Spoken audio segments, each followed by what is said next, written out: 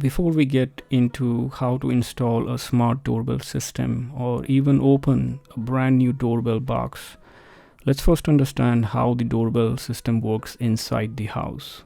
This will really help eventually to understand the instructions inside the box. Plus, it helps for easier or smoother install. On top of that, it will also help to troubleshoot if something goes wrong in the process, and we'll know what to look for and where to look for it. It's almost like if someone doesn't know how a bicycle works and where the critical components of the bike is, it will be very hard for that person to fix something or replace something or modify something. Let's look at the 4 basic components of a doorbell system inside a house. The first component is the power supply. Now, almost everything in the house runs on 110 volt AC supply, but the doorbell system does not work on 110 volts. It needs DC supply.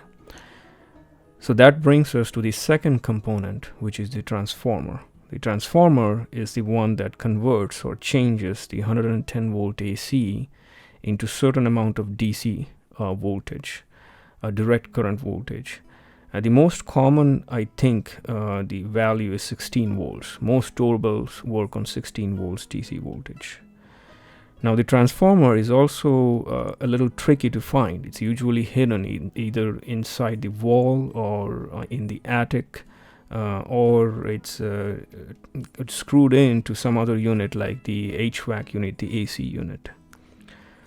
The transformer, like I said, supplies the DC voltage, and that DC voltage is carried over to our third component, which is the doorbell. And the doorbell is the thing that we see outside the door, the one we press. And it's nothing but a switch. It just completes that DC circuit and sends the current to the doorbell chime unit, which brings us to the fourth component, the chime unit.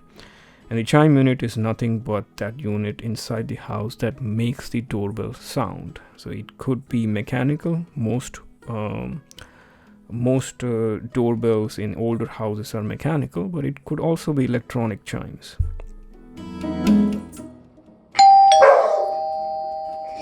One more time. Now that we understand how a doorbell system works, let's talk about 2 most common issues when installing a smart doorbell. And it can be any company, it doesn't matter. I will be installing the Nest doorbell, but what I'm talking about, the 2 issues, apply to any doorbell, a smart doorbell system.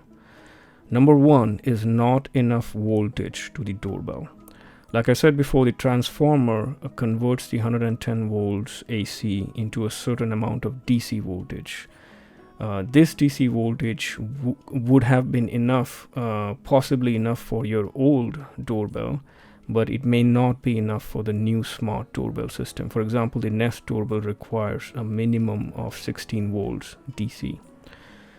So if that happens, usually there is an indication. For example, on the Nest doorbell, you will see an orange glow around the doorbell that indicates that the voltage is low. And if that happens, there is no solution but to replace the transformer. We have to find the transformer and replace it with something that outputs that minimum voltage required by the doorbell system.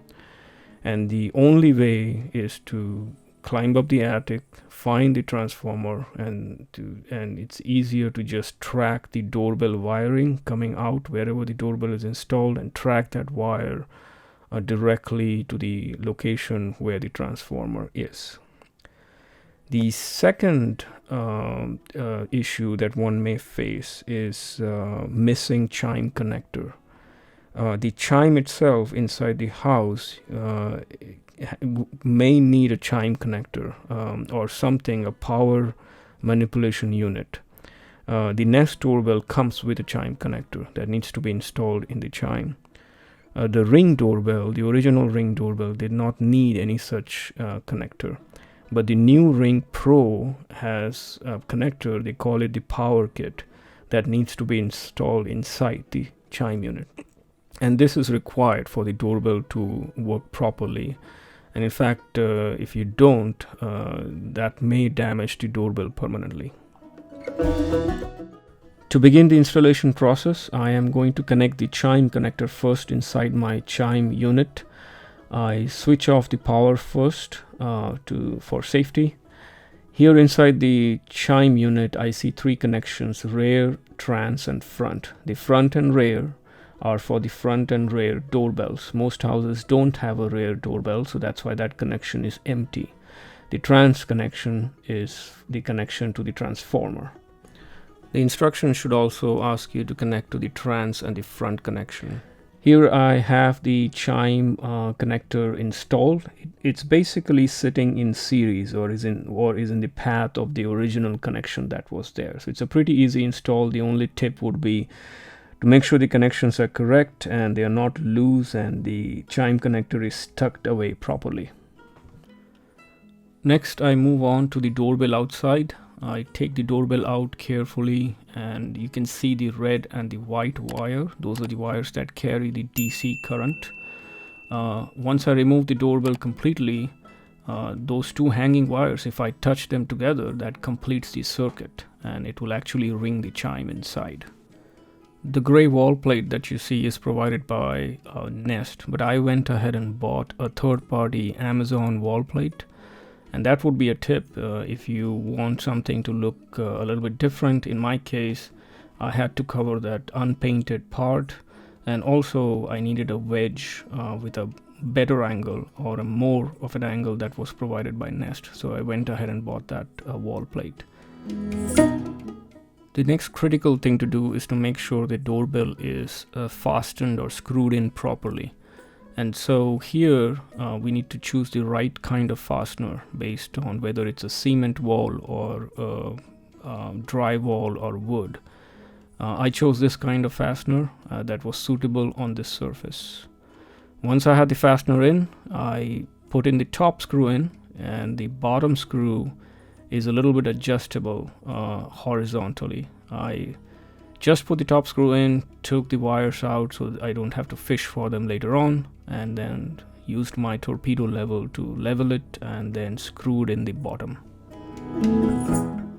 Now the base is in, it's secured to the wall, and I have the wires hanging. I used the white extension wires that were provided by Nest. I don't think there was a need to use it. In case the original wires are long enough to reach the doorbell, I don't think it needs to be used. I screwed in the wires to the doorbell and pressed the doorbell in and attached it to the base plate. Then I turned on my power and I got my first yellow light. At first I was a little worried that the yellow light meant I didn't have enough power from the transformer, but I had to actually press the button. Once I pressed that center button, I got my greenish blue light that I was supposed to have. After that, I just went on to my Google Home app and followed the instruction step by step and set it up.